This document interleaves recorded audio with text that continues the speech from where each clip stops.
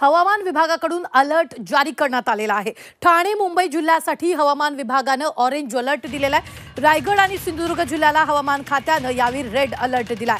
पुणे सातारा जिल्ह्यालाही हवामान खात्याचा red alert आहे। कोल्हापूर, संभाजीनगर, जालना, परभणी जिल्ह्यासाठी ऑरेंज अलर्ट जारी करण्यात आलेला आहे। आताच्या क्षणाची ही सगळ्यात मोठी बातमी आपण पाहतोय। या संदर्भात ताजे अपडेट देत आहेत आपले प्रतिनिधी विशाल सवणे। विशाल, काय ताजे अपडेट आहेत? नक्कीच हवामान खात्याने नुकतेच अलर्ट जे आहेत ते पुढच्या 24 तासासाठी जारी करण्यात आलेले आहेत आणि यामध्ये महत्त्वाचं म्हणजे रायगड आणि रत्नागिरी या दोन जिल्ह्याला, त्याचबरोबर पुणे आणि सातारा या दोन जिल्ह्याला, म्हणजे महाराष्ट्रामध्ये 4 जिल्ह्याला जे आहे ते रेड अलर्ट जारी करण्यात आलेला आहे। तिथं मुसळधार ते अतिमुसळधार पाऊस पडणार असल्याची शक्यता देखील हवामान खात्यानं वर्तवण्यात आलेली आहे।